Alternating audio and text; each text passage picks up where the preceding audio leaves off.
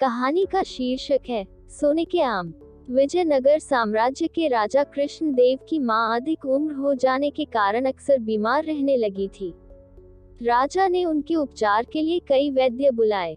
उनका सफल उपचार कराने की लाख कोशिश की, लेकिन स्वास्थ्य में सुधार आने की जगह उनकी मां की सेहत दिन ब दिन बिगड़ती चली गई।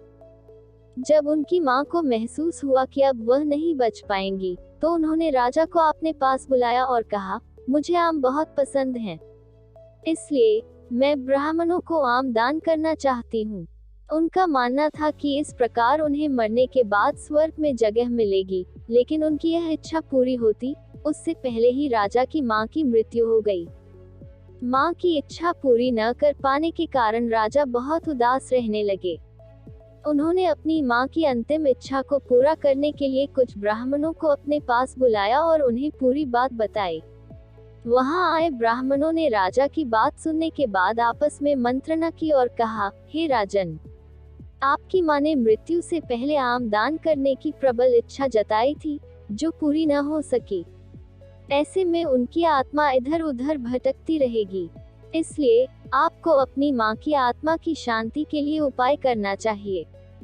ब्राह्मणों के मुंह से यह बात सुनकर राजा ने कहा, आप हमें बस उपाय बताएं, अपनी मां की आत्मा की शांति के लिए मुझसे जो बन पड़ेगा मैं करूंगा। राजा के हामी भरते ही सभी ब्राह्मण मन ही मन प्रसन्न हुए और बोले, राजन, आपको अपनी मां की पुण्यतिथि पर ब्राह्मणों को भोजन कराने के साथ सोने के आम दान में देने चाहिए, तभी आपकी मां की आत्मा को शांति मिलेगी। राजा ने ब्राह्मणों की बात मान ली और उन्हें अपनी मां की पुण्यतिथि पर भोजन करने के लिए बुलाया और प्रत्येक ब्राह्मण को सोने के आम दान में दिए। जब इस बात का पता तेनालीराम को चला, तो उसे सारा माजरा समझते देर नहीं लगी। तेनालीराम बहुत ही चतुर और बुद्धिमान था। वह समझ गया था कि ब्राह्मणों ने राजा की भावनाओं का लाभ उठाते हुए अपने लालच के कारण सोने के आम दान करने की बात कही थी। इसलिए उसने मन ही मन योजना बनाई कि वह उन लालची ब्राह्मणों को उनके किए का सबक जरूर सिखाएगा। तेनालीराम ने योजना के अनुसार ब्राह्मणों को अपनी मृत मां की आत्मा की शांति कराने का निमंत्रण भेज दिया। ब्राह्मण जानते थे कि तेनालीराम महाराज का सलाहकार और राजकवि है, इस कारण वह दान में उन्हें काफी कुछ दे सकता है।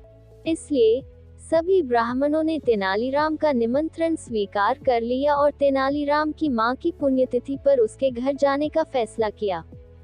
तय समय पर सभी ब्राह्मण तेनालीराम के घर पहुंच गए। तेनालीराम ने सभी ब्राह्मणों को बड़े ही आदर और सत्कार के साथ घर में बिठाया और स्वादिष्ट भोजन कराया। जब सभी ब्राह्मण भोजन कर चुके, तो तेनालीराम ने अपने घर के नौकर से लोहे की गर्म सलाखें लाने को कहा।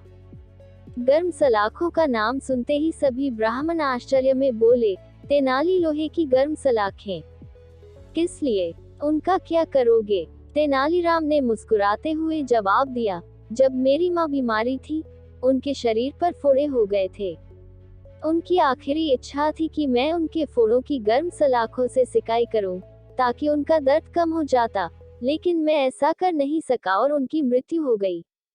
यही उनकी आखिरी इच्छा थी, तो अब मैं आप सभी को गर्म सलाखों से दागूंगा, जिससे मेरी मां की आत्मा को शांति मिल जाएगी।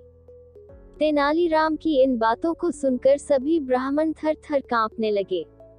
वे बोले, अरे तेनालीराम, हमें दागने से तेरी मां की आत्मा को शांति कैसे मिल सकती है? इस पर तेनाली ने जवाब में कहा, जब आपको दान में सोने के आम देने से महाराज की मां की आत्मा को शांति मिल सकती है, तो फिर आपको गर्म लोहे की सलाखों दागने पर मेरी मां की आत्मा को शांति क्यों नहीं मिल सकती? अब सभी ब्राह्मणों को समझ आ गया था कि तेनालीराम क्या कहना चाह रहा है। उन्होंने अपनी गलती की माफी मांगी और सभी सोने के आम, जो उन्हें राजा से दान में मिले थे, तेनालीराम को दे दिए। जब राजा को इस पूरे मामले का पता चला, तो वह तेनालीराम पर बहुत नाराज हुए। उन्होंने तेनालीराम को बुलाया और कहा, अगर तुमको सोने के आम चाहिए ही थे, तो मुझसे मांग लेते। इस तरह से लालचवश ब्राह्मणों को परेशान क्यों किया? राजा की बात सुनकर तेनालीराम ने कहा, महाराज, मुझे क्षमा करें, मैं बिल्कुल भी लालची नहीं हूँ। नहीं, मुझे वह सोने के आम चाहिए थे। मैं तो बस यह ब्राह्मणों की लालची प्रवृत्ति को रोकने की कोशिश कर रहा था।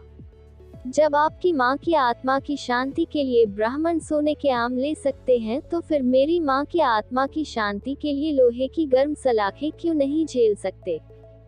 राजा को भी अब तेनालीराम की बात अच्छे से समझ आ गई थी। उन्होंने सभी ब्राह्मणों को राजदरबार में बुलाया और दोबारा लालच के कारण ऐसा कोई भी काम न करने को कहा। ब्राह्मणों ने भी राजा से अपने किए की क्षमा मांगी और सदा के लिए लालच त्यागने की बात कही। कहानी से सीख। तेनालीराम और सोने के आम कहानी से यह सीख मिलती है कि लालच का फल हमेशा बुरा ही होता है। इसलिए लालच को कभी भी मन में घर नहीं करने देना चाहिए। ऐसी और मजेदार कहानियां सुनने के लिए मेरे चैनल को लाइक, सब्सक्राइब और शेयर करें।